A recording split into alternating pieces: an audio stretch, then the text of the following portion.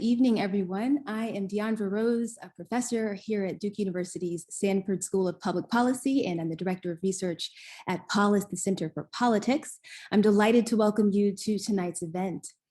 Polis Center for Politics works to increase our understanding of politics by promoting cutting-edge research, fostering rich political discussions, and helping a new generation of leaders find on-ramps to public service. This evening, we're honored to have Professors Lisa Genetian and Professor Matt Johnson here with us for a discussion of COVID-19 and the economy. This event is part of the Polis Innovation Accelerator, which works to help students produce bold solutions for our most pressing political problems. So without further ado, I'm excited to turn it over to Morena Martinez, Polis's amazing PhD fellow who's going to say a few words about the Polis Innovation Accelerator and who will introduce our moderator for tonight. So Morena, take it away. Thank you, Professor Rose. Good evening, and thank you everyone for joining us for this Spring Innovation Accelerator event. Each year, the Innovation Accelerator will offer speakers, events, and workshops centered around a particular theme. The goal is to encourage people to think up bold solutions to today's biggest political issues. This year's theme is citizenship and justice in a time of COVID. Last semester, we hosted illuminating conversations with experts on structural inequality, mail-in voting, and leadership. We're pleased to continue these conversations this semester with talks on topics like education during and after COVID-19 and the future of the US healthcare system. We're also very excited to announce that we will host our very first policy solutions competition this semester. It will give undergraduate and graduate students an opportunity to compete for prizes by crafting innovative policy proposals to address challenges related to racial justice, the COVID-19 pandemic, science and technology policy, and voter participation. For more information on the policy pitch competition, upcoming events, and videos of our previous events, please visit our website at polis.duke.edu. For tonight's event, we hope that you'll be thinking of questions you'd like to ask our esteemed panelists and enter them into the chat box. You can send them to James McIntyre and he will relay them to our moderator when the time comes for Q&A. I also have the privilege of introducing tonight's moderator, PhD student Becca Daniels. Becca is a PhD student in the economics concentration at the Sanford School of Public Policy. Her work focuses on domestic low-wage workers, alternative work arrangements, and structural poverty. She is particularly interested in the interaction between government assistance and worker compensation. Prior to coming to Sanford, Becca worked as a research associate at the Urban Institute's Metropolitan Housing and Communities Policy Center, studying supportive housing, financial coasting, and neighborhood change. Becca holds a Bachelor's of Science in Economics from the George Washington University. Thank you so much for joining us this evening, Becca. I'll hand it over to you.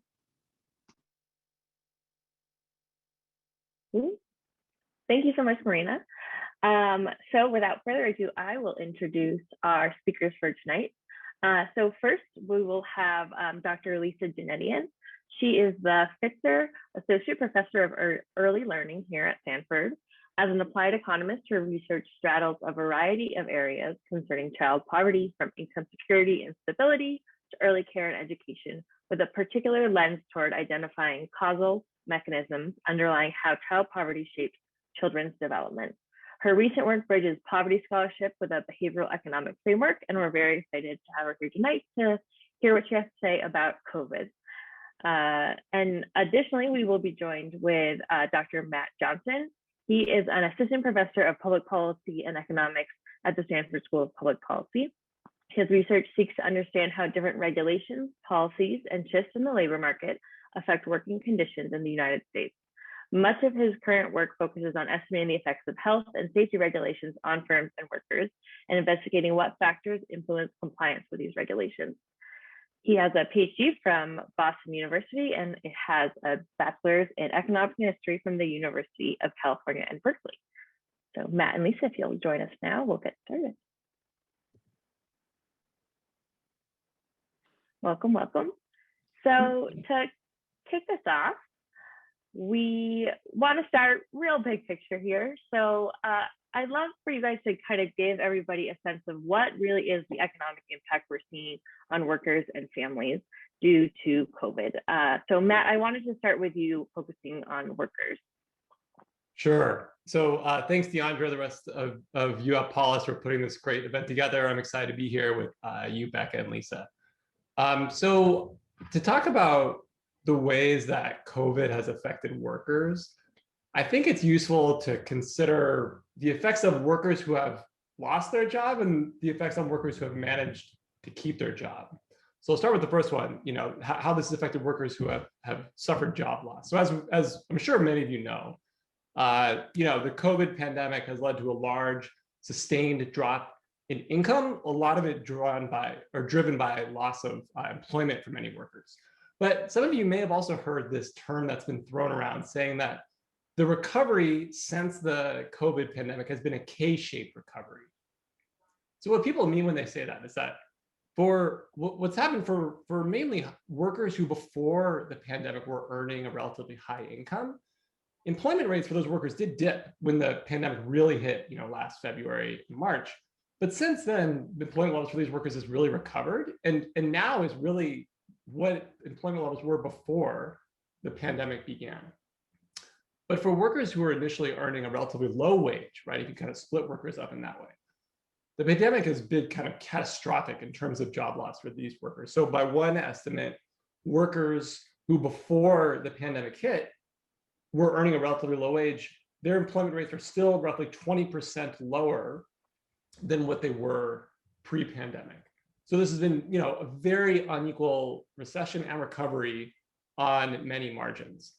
And for these workers who have lost their job, policy has stepped in. So the CARES Act, which was the supplement to unemployment insurance that was kicked into gear last year. So as many of you know, if you lose your job involuntarily, you can apply for unemployment insurance, which can supplement workers for a portion of the job, the earnings that they had before they got fired.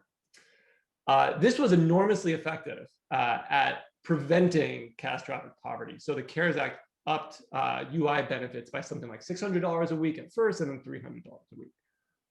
But it's worth noting, this is something I can get to later, that a disturbing and remarkable fact is that many workers who have lost their job have not been able to access unemployment insurance. So only, by one estimate that just came out a few weeks ago, only 1 in 4 workers who have lost their job in COVID have actually been able to access unemployment insurance. So even though we have policies to try to cushion the blow here, many workers just don't have it. Okay, now let me talk about the workers who have actually managed to keep their job, because again, many workers have been able to. And even for these workers, there's growing evidence that for many workers across many range of occupations and industries, the workers that have managed to keep their job are suffering extraordinarily mental health issues and, of course, actual health issues. So on the mental health side, right, to some extent, I should note, right, of course, we're all dealing with some kind of mental health issue, right? This is just an insane time in so many ways. So this is not unique to workers. But given that COVID is the biggest health and safety crisis in the workplace that we've seen in a century, there's many anecdotes and evidence of workers who feel that they must trade off between providing for their family and staying at work against risking their own health and that of their families. And we can talk later on why this is, but this stems from the fact, and a lot of evidence, that many workers report that their employers do not provide them adequate protection against COVID, even today, right? Many employers in grocery stores and other sorts of sectors report that their employers are not providing them adequate PPE, other sorts of COVID protections. So there's a real kind of risk, even for the workers that have managed to keep their job.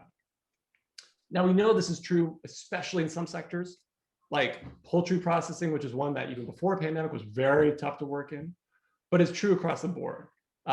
And it's worth saying that even for workers who themselves are not exposed to direct health issues from COVID, workers who are able to work from home in many sorts of especially higher income occupations, this has still been a mental health exacerbating issue with COVID, because many workers, especially with young children at home, have had to deal with juggling working from home with inadequate childcare, with kids at home who are having to work or go to school remotely. And I think with that, that's probably a good segment for me to transition it over to Lisa.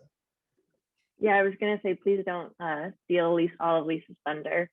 So Lisa, tell us more about this. What's kind of, we see this, what's happening in the workplace. We see folks losing their jobs. We see folks making these difficult decisions. What does that mean then for families and children?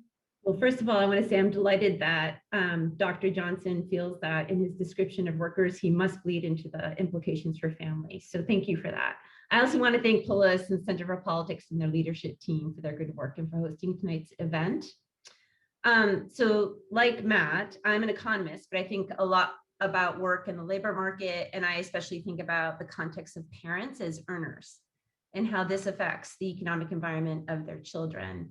So I thought it'd be useful to kind of step back and frame today's conversation about COVID and the economy, pivoting toward the perspective of families and having a lens on impact, which I think is really important, but also on what the pandemic has revealed. Right, we're in a situation now where we've learned a lot, some not very good, about the environment we've created and the systems and structures we have in place to protect children in the US. So I have 3 points I want to make. First is work is prevalent in families in the US. Of the nation's 83 million families, 82% had at least one employed member in 2019. So another way of thinking about this is that earnings is the main source of income for the far majority of families in the US. And I want to make another point related to this, that work and earnings not only brings with it extrinsic value by contributing to household income, right? So it is the major source of income to the majority of families in the US, but also brings with it a lot of intrinsic value, agency, role modeling for children, social connectedness, sense of dignity, and purpose. And I think this is really important as we talk about the implications of loss of employment or loss of jobs. The second point I want to make is we can't fully understand the impact of the pandemic when it started in 2020 until or unless we're also really ready to position it relative to the starting state. So what was happening in 2019, right? What was the ramp up to the situation that we're facing now? And so this includes a story, as Matt just described or started to talk about, a story about overall levels of economic resources, access to resources, access to buffers for handling situations of crises. And implicated in that are the characteristics of the labor market and the characteristics of the childcare market. So with those 2 points as context for this pivot towards families and children, as was just mentioned, job loss has been steep in households with children. Within the first few months of the pandemic last spring, 1 in 5 children experienced the job loss of an adult in their household. Some newer estimates suggest that over half of households with children have experienced a job loss or a cut in wages or hours. So again, just to put numbers, that's 52 million, right? Households with a child that experienced some loss of employment between March and November 2020. So that means over half of our children have experienced some kind of income loss due to job loss, right? Because earnings is a large proportion of income. And that caregivers of children have not only lost extrinsic value, but also intrinsic value of work. So this is quite troubling. So think about how this has played out for families and children, depending on their starting state, going back to this theme of where we were as a country before the pandemic. So for middle to higher income families with savings and other financial cushions, the loss of earnings, wages, or hours has certainly translated to some kind of disruption. As just mentioned, it's been stressful for everybody. And many of these families, while not cushioned from all of the implications of the pandemic, such as social isolation, they do have resources to invest in substitutes. So meaning that they have access to strategies to reduce, right, the economic and psychological stress, finding food, hiring tutors to make up for lost learning, setting up children for their school. And many of these parents have been able to continue to work in a way that's safe. So life is disrupted and not as comfortable, but life is being managed, and that certainly affects family life, and it certainly will affect how those children will be able to fare moving forward. So for other families, the story is a little different, and we're just touching on that right now. Many of these working families have very low resources. Many were barely making ends meet before, and the pandemic has been devastating, with enormous interruptions to food, pay for rent, and means to support for children's learning. And moreover, as we'll get into, Many of these families who have not experienced complete job loss are in jobs in which they're making very difficult choices related to their safety. So I'll pause there so we can move on to the next question. Great, thank you so much, Lisa. Yeah, I do think so much of our discussion today is about kind of where we were starting from, and to that point, you know, why are we seeing workers hit this hard? Why don't we have, you know, what is missing in our economic structure, our government assistance programs? What are we missing here that's leaving workers with these difficult decisions? Maybe Matt, I'll jump back to you for that. Sure. So, you know, in terms of why, I think it's useful to kind of organize this into how I organized it before, thinking about, you know, the effects of workers who have lost their job, why this pandemic has been so hard and devastating for them, and why it's been hard for the workers who have managed to keep their job. So I mentioned that among workers who have lost their job, which again, for relatively low wage workers has been about, you know, employment levels dropping by 20%. I mentioned that only 1 in 4 workers on average who have lost their job in the pandemic have actually been able to access unemployment insurance, right? To get those funds to be able to cushion the financial blow. And when I learned this, I was blown away. Like I just, you know, this is the policy that's meant to do it and it's clearly failing. Turns out this is actually not new. So even before the pandemic, something like only 45% on average of workers who lost their job and were eligible for UI actually received benefits. And there's a lot of reasons why this incomplete take-up might exist. And, you know, it's still kind of an open question why this is so big, but there's at least a couple of reasons why so many workers don't get access to unemployment insurance. One is that UI, as I'll call it, right, unemployment insurance, actually doesn't cover a large group of workers. So only workers who have had a formal employment history are eligible to get UI. It turns out that many workers in the labor market today are not what we call formal employees. Many workers are what we call some level of informal workers. So this might be gig workers, right? You can think of Uber or Lyft drivers as the most natural ones, or temporary workers, right? Many workers now who used to be, say, employed by companies like Google and Apple, even Duke, are now employed by third-party companies and hired on temporary contracts. Those workers, if they lose their job, are not eligible for UI.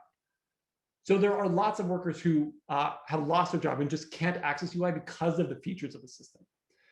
It's worth saying this is also true for young workers. So workers who, like many of you, just might be graduating this year, right? Workers who have graduated from college in the last year or two and might have lost their job are not also eligible for UI because they don't have a long enough work history. So there's some features of the system that just make UI an incomplete resource on this front. Another thing that's just worth saying here is that the unemployment insurance system was created in the 1930s, and it's kind of an old political bargain, which is not worth getting into why.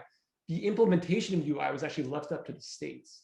So there's enormous disparity across states in how UI is administered and the difficulties that arrive for workers to take it up. And one thing that I learned today is that if you rank states by what % of unemployed workers who are eligible actually take up UI, North Carolina, our humble state, is dead last. So I think the highest state is Massachusetts, where 52% of workers who are eligible who lose their job for UI actually get it. In North Carolina, it's only 10% of workers, which is a scary number. So that's something about the UI system, why workers who have lost their job have been so beat up. And then there's a question of what about workers who have managed to keep their job, right? I mentioned that this has been the most salient and extraordinary workplace health and safety crisis in a century. And what I would argue is that the lack of what I call worker protections on a broad spectrum has both made this harder on individual workers and it's actually made the pandemic worse. So I'll just describe a couple of these. So one is that in most US states, employers are not mandated to offer their workers paid sick leave. So what this means is that many workers know that if they start feeling sick, if they have symptoms of COVID or anything, if they decide to stay home, they won't get paid, and worse, they might lose their job. So what this means is that because workers feel this pressure, this has not only led to all the sort of mental health and true health issues that I and both Lisa refer to, it also just means that it's led to further spreading of the pandemic. So that's one kind of specific policy. Another more kind of like institutional feature is that the vast majority of workers are not represented by a labor union. And you might think that the effects of labor unions and COVID seem like they're totally different, but in fact, there's been growing evidence that the lack of unions has probably helped exacerbate the COVID crisis. So there's a recent study published in a very reputable journal that among nursing homes, which has been a hotspot of COVID, unionized nursing homes saw significantly lower mortality rates from COVID than non-unionized nursing homes. So why might this be? There's a lot of evidence that unions have been very proactive at negotiating for PPE, negotiating for COVID protections, these sorts of bargains and negotiating that are really difficult for individual workers to do. So this lack of union organization has both made it harder to be at work for individual unions and made the pandemic, I think, much worse. The other thing I'll finally say that's, I think, policy-wise has made this so hard on workers is that, remarkably, OSHA, which is Occupational Safety and Health Administration, which is the organization of the Department of Labor that's charged with assuring safe and healthful working conditions, remarkably has not created a mandatory standard, regulatory standard, that employers have to follow related to COVID. So OSHA has the power to create an emergency standard, right, that could be relevant to COVID, that would make guidelines and rules that employers must follow. OSHA has neglected to do that. So what this means is that thousands of workers have been complaining to OSHA, saying that they've been exposed to hazards, that their employers are protecting them, but OSHA hasn't been able to do anything. There's these reports of OSHA officials who get these calls and say, sorry, we can't do anything because we don't actually have rules about it. So again, this means that these health and safety issues at work have remained, less addressed than they might otherwise. And it also just means that because of all these lack of protections, workers just don't have the means to negotiate with their employers because they lack they really lack the backstop of a robust unemployment insurance if they do lose their job, and they lack the means at work to make those demands. Thanks, Matt. So who's OSHA fall under? Like, who can we lay that blame at? What? Well, they're an agency under the Department of Labor. So that's executive. I mean, I should say the Biden administration, within a few days of taking over, did create a new mandatory COVID standard. So I think it is in the works now, but the prior administration is what just deliberately chose not to. I just want to know who to have my moral angst towards.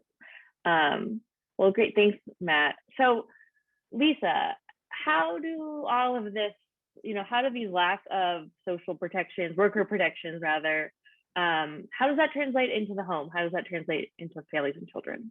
Yeah, thanks, Becca. And thanks, Matt, for setting that up so well. So, there are enormous implications, right, for family life.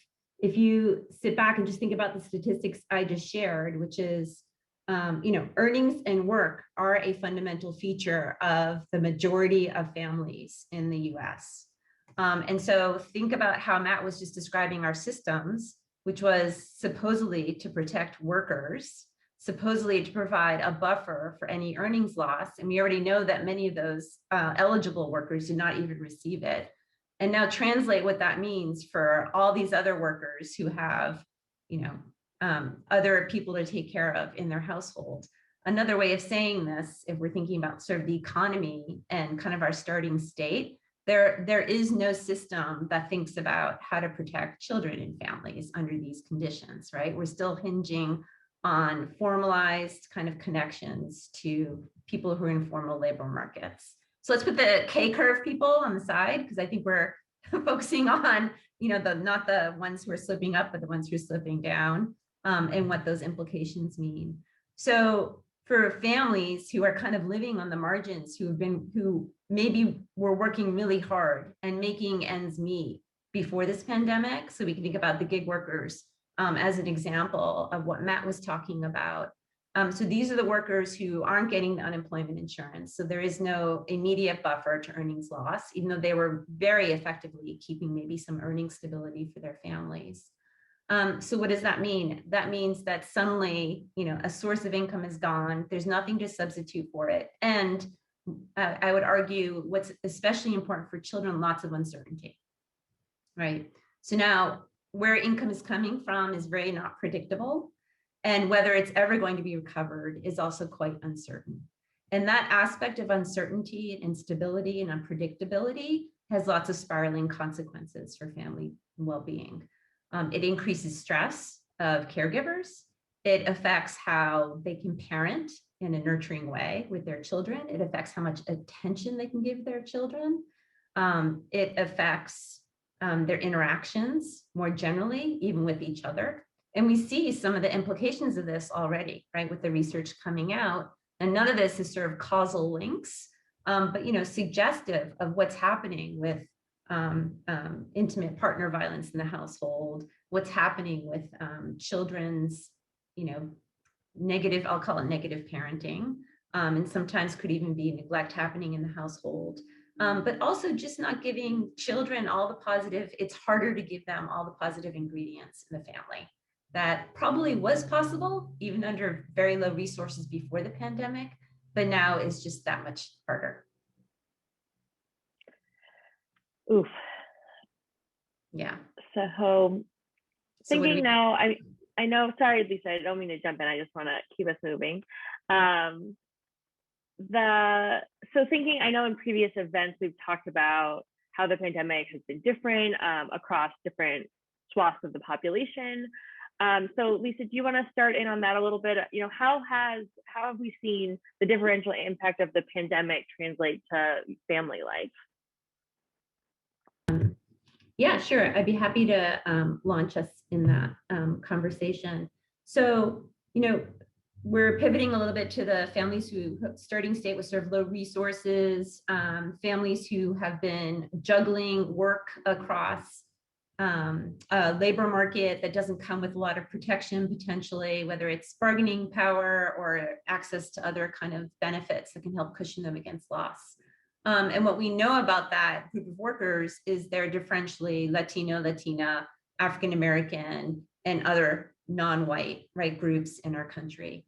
So the impacts of that are even, more striking, right? So if you look at the job loss numbers, they're different, they're highly unequal, or let me call it the loss in employment, because not all of this is job loss, but it's also loss in earnings or reductions in wages.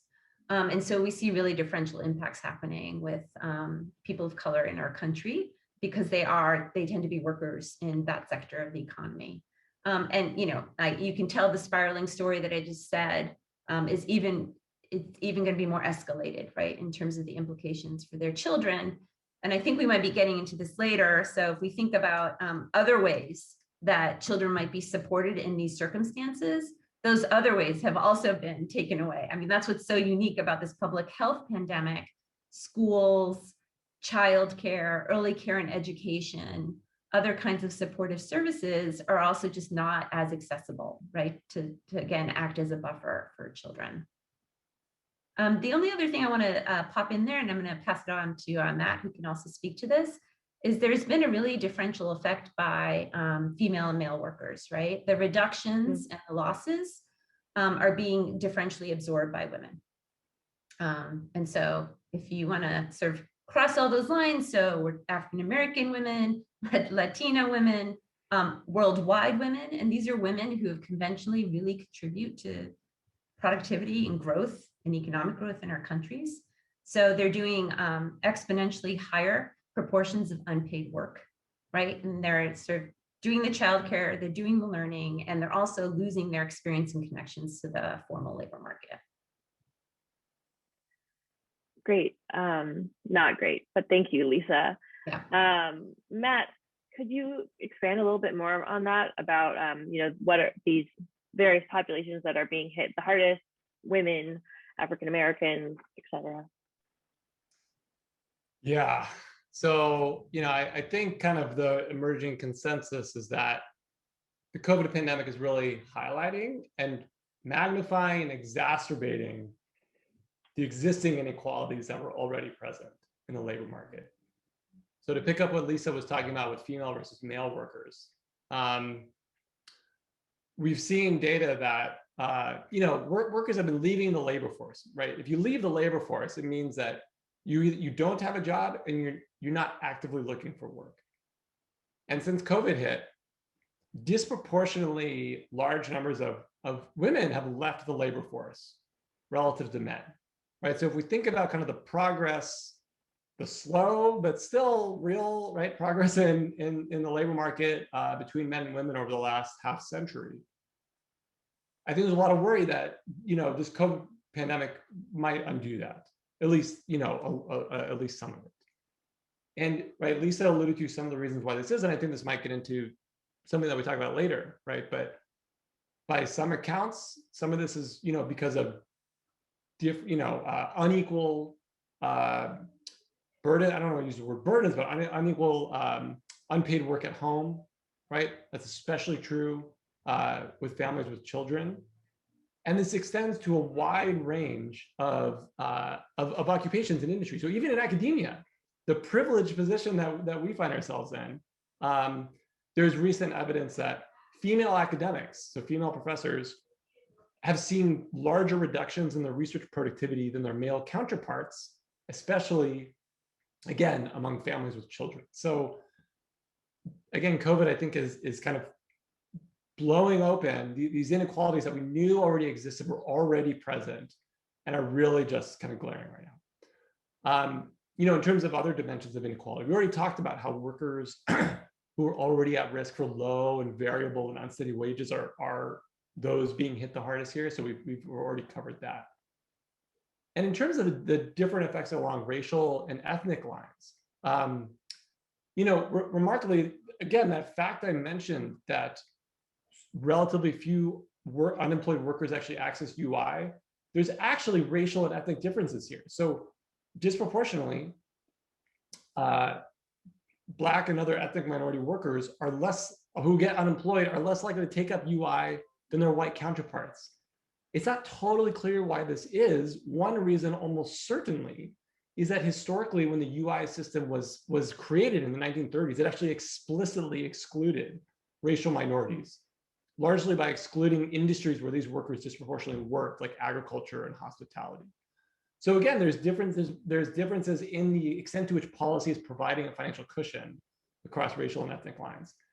There's also tons and more everyday evidence that both workers and businesses that either have minority workers or are minority owned are being hit harder by the pandemic. So there was a recent study done a few weeks ago that did a survey of business owners, a wide group of business owners during the pandemic, and found that many businesses saw declines in sales over the pandemic, but some did not.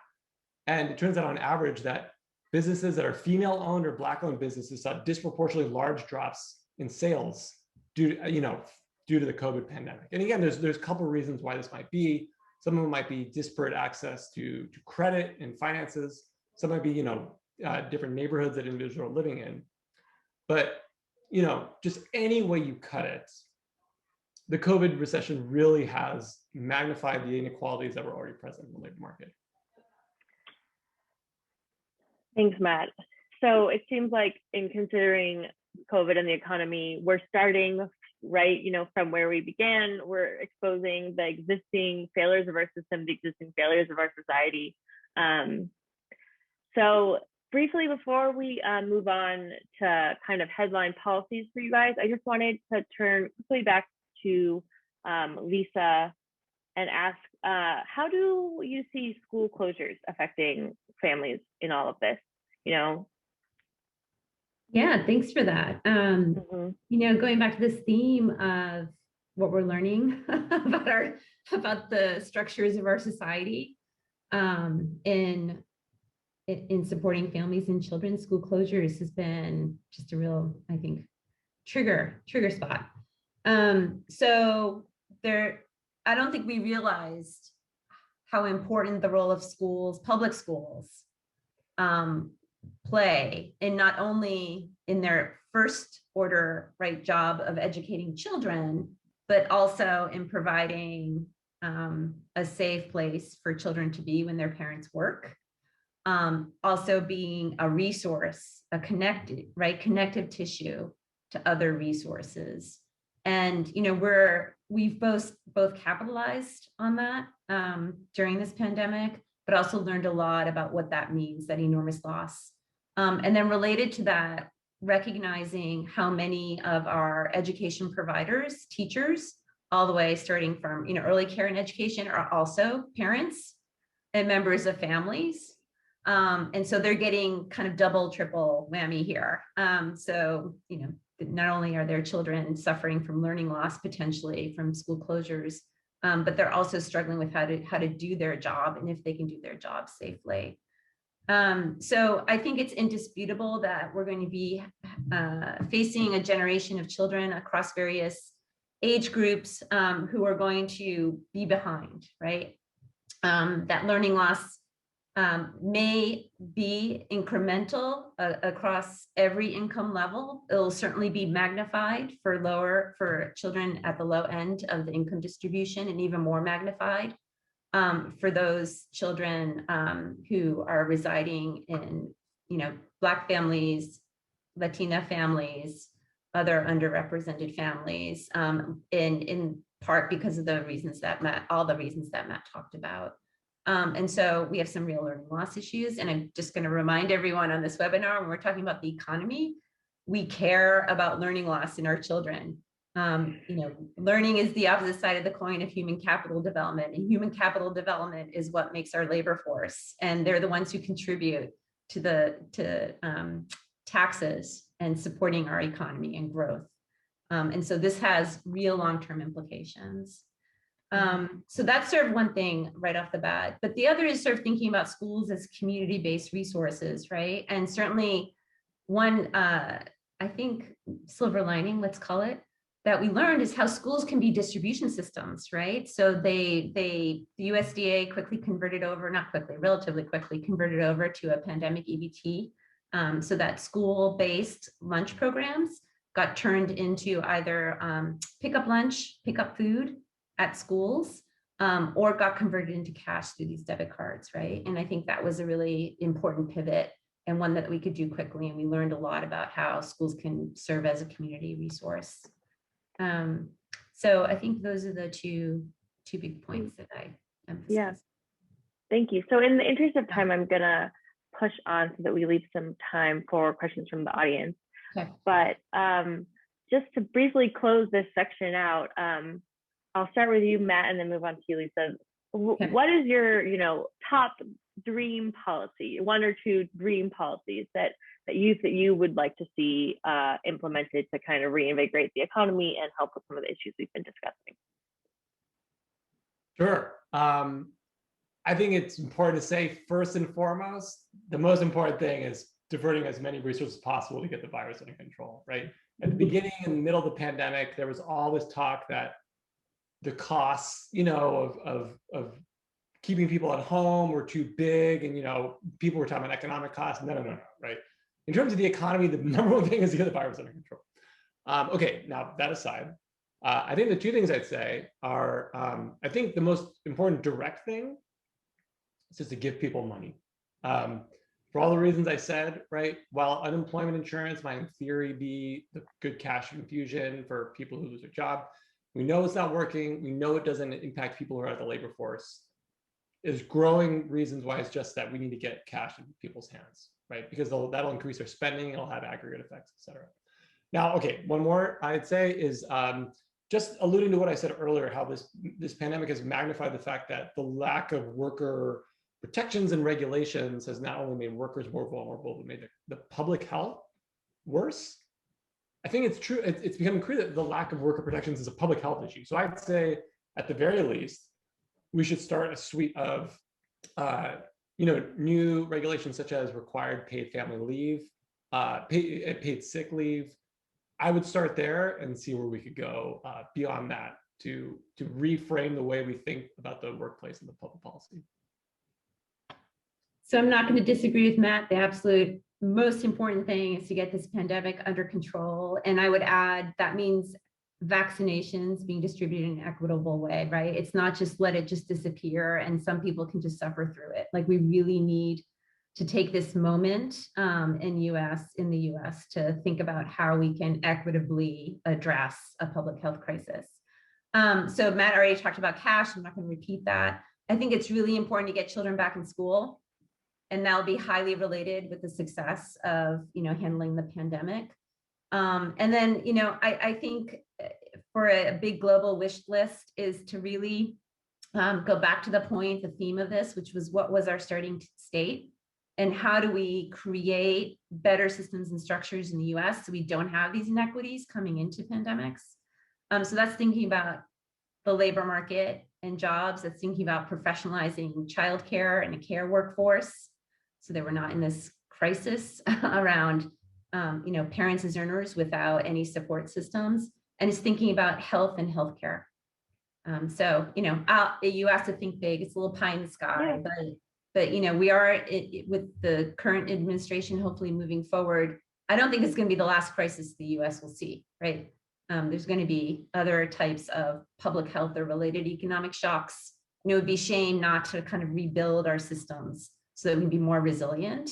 And then we will protect our future workforce, meeting our children. Absolutely. Yeah. So a question from the audience to dive right in. Speaking of cash transfers, I believe this is what they were referring to. Someone asked, why is it so difficult to identify individuals who would benefit most from targeted payments? So is that an implementation question, maybe? I think it is an implementation question. Why can't we identify the people who need the money the most? Right. Okay. Matt, do you want to start that, or do you want to start with that? So, okay.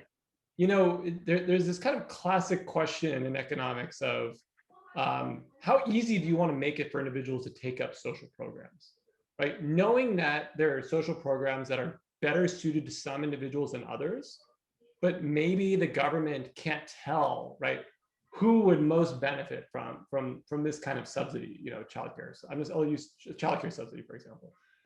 There's a classic question of, do you create administrative burdens, right? Because one argument for doing that is that only the people who need the service the most will be the ones to go through those burdens to take it. It's kind of what you call like self-selection. There's growing evidence that is completely false, that usually the people who are hindered the most by any administrative burdens of social programs are usually the ones who need it most. So, what I say, we didn't really get into all of the administrative burdens of UI, for example, but they're real, right? You have to go to an office, you have to wait in line, you have to check in with the unemployment insurance officer every couple of weeks. And I know I'm missing some of them, right? But that's one example of how there are real burdens that just get in the way of people taking up programs that they are eligible for.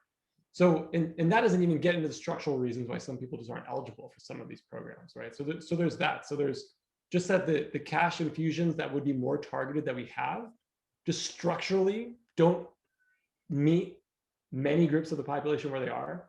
And the administrative burdens, which again, were kind of intentional when the unemployment insurance system started, are turning out to just screen out many of the workers who need it most. Yeah, and I guess I would just add to that, this question, so you can think about this in big economic terms, right? Would it be more efficient if we could perfectly identify all the people who would benefit the most? Every economist will say, yes, of course, right? We're just accumulating debt that could have been taken care of by other resources. And so why are we not doing this efficiently? But that kind of flies in the face of the reality, which is we have a very fragmented system in our country. We don't have equitable touch points for all the people, and we don't have efficient ways of identifying them. And then it's all tangled up with the politics and policies. And some of those are very racialized policies and anti-immigrant, right? policies that are designed intentionally to exclude certain people. But let me pop in a little silver lining. So let me say two things. One is, the first, even though everyone who is eligible and could have benefited the most from the first cash infusion did not get those benefits, the calculations do suggest that it did help reduce poverty, right? So it did act as a buffer if you look writ large at families, and if you look at child poverty. So when it got through, it did work, right? with the things that we worry about. And then the second thing is, there was some adaptation that I think is promising. So, the IRS did set up a portal for non-tax filers to be able to get the cash stimulus payments. I'm going to argue about, is that really going to work? Maybe that's the impediment, but it's a huge improvement, right? Before it was conditioned on having filed taxes before. It was conditioned on being connected to the system. At least now there is an avenue, and the IRS did pivot and create that. Great. So kind of jumping off of thinking about cash transfers here. So someone asked, do you think that aid for children will be helpful for struggling families? So I'm interpreting this as, do you think cash transfers will help families? Which I think both of you, yes, absolutely. So I think maybe we could dig into how and why. How just throwing money at the problem really help this? I think we should not call it throwing money at the problem. We can start there. Right. I mean, a lot of this is the language we use, right? 2 or 3 years ago was, we can't hand out cash to people who are not responsible enough to be able to take care of themselves. So we should be really careful with language we use. That would be my first starting point. And in fact, because of that language, and because, again, we have a fragmented system, that's why we don't use that language now, right? The conversation happening with the Biden administration is child allowances. It's not cash transfers. And there's strategic reasons for that. And that, and working within systems, the tax system or the Social Security Administration system. Okay, so that's beside the point, right? You're really trying to get at, like, why does having more resources in a family matter? So just think back to the issues of financial stress. If you're losing earnings and you're losing income, you don't have money to take care of the everyday things that children need, that a family needs. Food is the big one. And we saw escalating rates of reported food self-sufficiency throughout the time of this pandemic. Now, some of that, what ended up happening is SNAP benefits or food stamp benefits, which is our system for our existing system for investing or allowing families to spend money on food, certainly ramped up. And then I just talked about the pandemic EBT. So some of this is very much taking care of material needs, paying rent, making sure you're not getting evicted, and the food, paying for utilities, paying for internet so your children can continue to learn. So, that's sort of the first order stuff that bringing cash into families will really help with.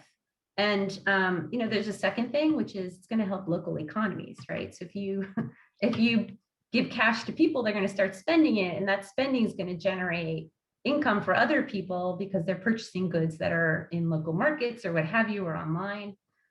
So there is, an interconnectedness here with this idea of boosting the economy by getting cash out to people. Okay. Matt, anything more you want to add there? Yeah, just two quick things. So one, well, it's really just kind of one part A and part B. So everything Lisa just said there. And I just want to note that, both kind of during the pandemic and before, there's been a big push, with some voices that any kind of transfers from the government should be conditional on someone working or looking for work. This goes back to the welfare reforms of the 90s, right? Which kind of said that many kind of cash from the government must be tied to someone, again, looking for work. That's like UI, or if someone is working, right? That's like the earned income tax credit. And again, there's reasons to support those, but there's also reasons why that shouldn't be everything, right? So first of all, immediately in the pandemic, there are reasons we want not everyone working, right? There are reasons why we actually want people to stay home. So like for the public health reasons, there's a reason for this cash to be kind of not conditioned on work, just to be in people's hands.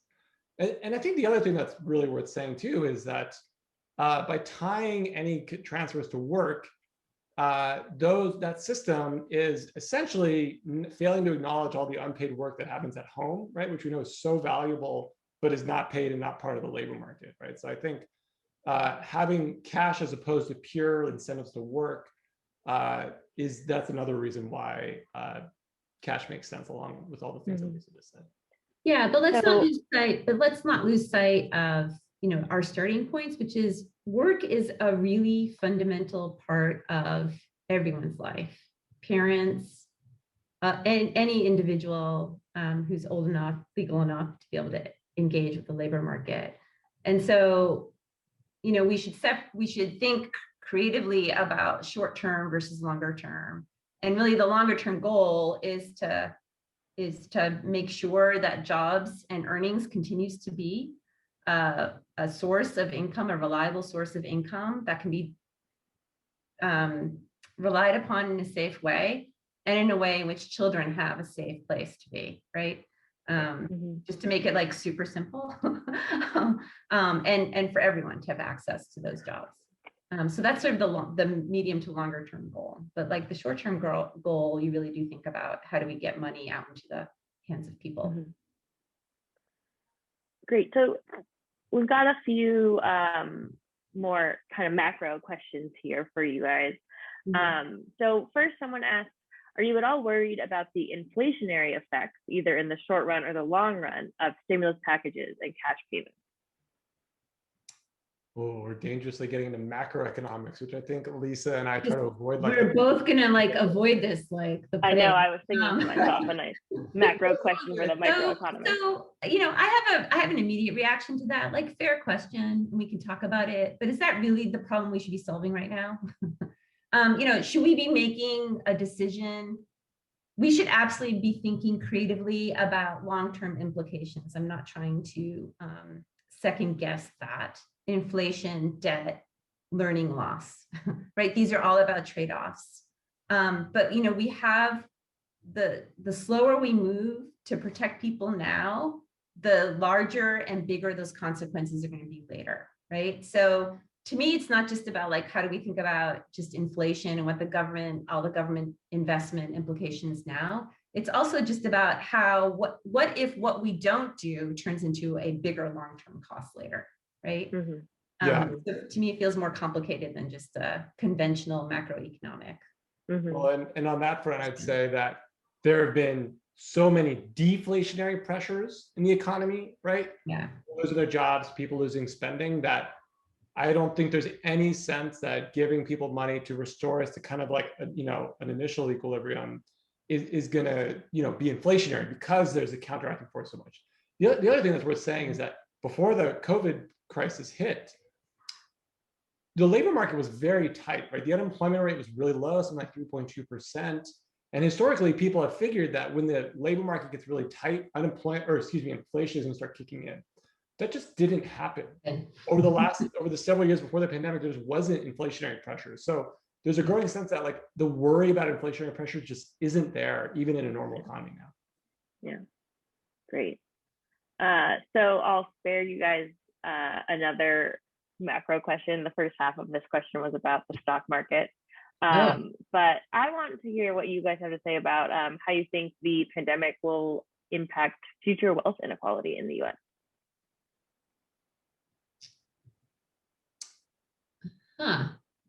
So go ahead, Lisa. The pandemic specifically, rather than this. Well, so this question asked specifically about changes to the stock market, okay, and their potential impact on wealth inequality.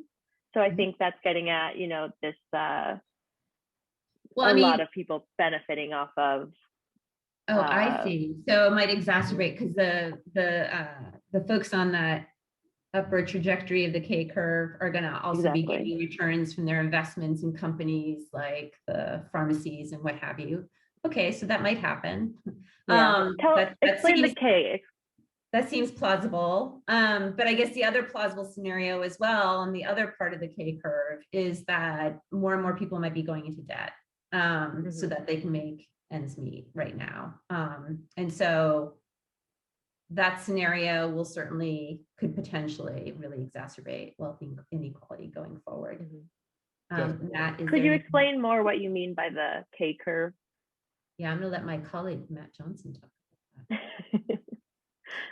So yeah, when Lisa's talking about the K curve, it's this idea that usually when we have a recovery, we call it a V shape, because there's a recession. I'll do it this way. There's a drop in employment, and then it comes back up like a V. You can't, sorry, my hand's going off screen. People have said this is like a K curve, because we're going, and then pandemic hits. Some people are going down, but some people are seeing their incomes just go up, right? That's what we call it, like a K curve. I don't know where the vertical line is. That's another question. But the idea there is that, right, it was very remarkable that by like June or something. I don't know exactly when. The stock market, the Dow and the S&P were like back up to what they were pre-pandemic. And many people saw this as the fact that the stock market is just completely separated from most folks' real experience of the economy, right? That was one thing. Mm-hmm. But I think it does speak to growing wealth inequality, because those people who did have stock investments before the pandemic are doing fine now, especially with their wealth there. Whereas people who didn't necessarily have those sorts of wealth holdings are probably going to go into debt, like Lisa said, and are having trouble making ends meet. So I think increasing wealth inequality is a plausible outcome of all this. Yeah, I agree. Yeah. Well, I hate to close us on that sober point. I don't know though if there was a point tonight I could have closed on a positive. So, but with that, I'll pass it back to Deandra. Thanks so much, Polis, for having me, and thanks to Matt and Lisa. Thank you. Thank you so much. Thanks, Lisa. Thanks, Becca. Yes, thank you, Becca. And on behalf of Polis, the Center for Politics and the Sanford School of Public Policy, I'd like to give a huge thanks to our special guest for tonight, Professor Matthew Johnson, Assistant Professor of Public Policy and Economics, and also Professor 𝗖𝗲 Genetian, the Pritzker Associate Professor of Early Learning Policy Studies. I'd also like to thank our amazing moderator for tonight, PhD candidate Becca Daniels, as well as Polis's PhD fellow, Morena Martinez, also a PhD candidate here at Duke and the Sanford School, also Polis's program coordinator, Anna Kinnear, and our amazing directors fellows who've been helping us out behind the scenes, Abigail, Caroline, James, Olivia, Samia. To our audience, thanks so much for joining us tonight, and we hope to see you at our next Polis Innovation Accelerator event, which will happen on Monday, March 1st, from 6 to 7 p.m. Eastern Time. We're going to hear from Duke's own Professor 𝗙cie𝗹𝗶𝘀𝗀, who directs our Center for Child and Family Policy. She will be joined by School Board Representative Everton Blair, who is from Gwinnett County, Georgia. It's a suburb of Atlanta that has seen fascinating political and demographic shifts in the last few decades. And they're going to discuss how COVID-19 has affected public education and where we go from here. So I'm going to pop the details of that event into the chat in case you're interested in registering now. And with that, I'll wish you all a wonderful rest of your evening. Thanks so much, everybody.